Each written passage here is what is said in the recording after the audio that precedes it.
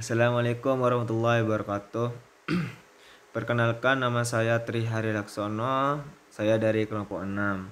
Akan menjelaskan hasil kerja kelompok kami yang berjudul gastritis. Baik, yang pertama definisi. Definisi gastritis. Gastritis merupakan peradangan yang mengenai mukosa lambung. Peradangan ini dapat menyebabkan pembengkakan pada mukosa lambung sampai terlepasnya epitel gangguan saluran pencernaan. Pelepasan epitel akan merangsang timbulnya proses inflamasi pada lambung. Itu definisi gastritis. Lanjut, yang kedua itu klarifikasi. Klarifikasi gastritis sendiri itu ada dua macam. Yang pertama akut dan kronis. Gastritis akut adalah inflamasi akut mukosa lambung, pada sebagian besar merupakan penyakit yang ringan dan sembuh sempurna.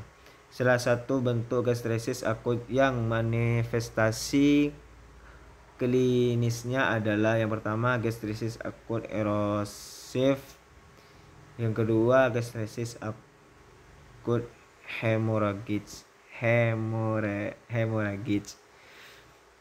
Baik, yang kedua gastritis kronis adalah suatu peradangan permukaan mukosa lambung yang bersifat menahun. Gastritis kronis diklasifikasikan dengan tiga perbedaan sebagai berikut. Yang pertama gastritis superficial, yang kedua gastritis atrofik, yang ketiga gastritis hipertrofik. Itu klasifikasinya. Lanjut di etiologi. Penyebab dari gastritis, yang pertama obat-obatan, yang kedua minuman beralkohol, yang ketiga infeksi, stres, yang terakhir makanan dan minuman yang bersifat iritan. Lanjut di patofisiologi. Ini adalah bentuk pathway gastritisnya, bisa dilihat.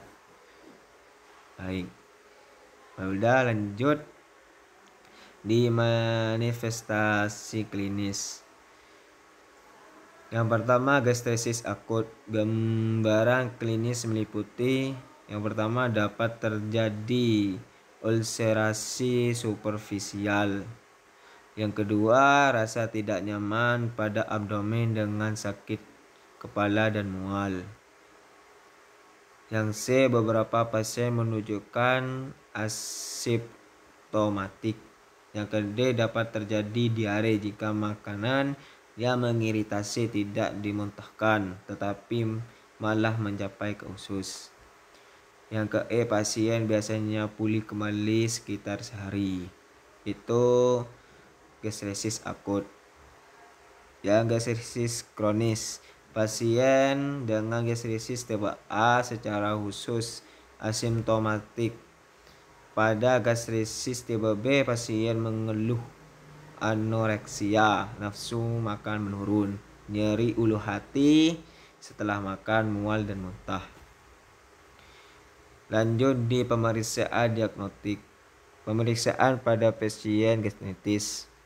Yang pertama radiologi, laboratorium, EGD, feses, natrium, kalium, amilase. Tuh. Terus di penata laksanaan medis. Gastritis diatasi dengan menginstruksikan pasien untuk menghindari alkohol dan makanan sampai gejala berkurang. Bila pasien mampu makan melalui mulut, diare yang mengandung gizi dianjurkan. Bila gejala menetap, cairan perlu diberikan secara parenteral. Itu penata laksanaan medis. Terus lanjut di diagnosa keperawatan. Yang pertama, nyeri berhubungan dengan mukosa lambung teriritasi. B. Kekurangan volume cairan berhubungan dengan masukkan cairan tidak cukup dan kehilangan cairan. Yang C. Ketidakkeseimbangan nutrisi, kurang dari kebutuhan berhubungan dengan masukan nutrisi yang tidak adekuat. Yang D. Ketidakefektifan perfusi jaringan perifer berhubungan dengan suplai oksigen menurun. Itu diagnosa keperawatannya. Terima kasih. Apabila salah kata, kurang jelas, mohon dimaafkan. Karena saya sekarang tidak fit. Kalau ada yang ditanyakan, langsung ditanyakan di sesi pertanyaan selanjutnya. Wabillahi taufiq hidayah. Assalamualaikum warahmatullahi wabarakatuh. Ini mari ceramah.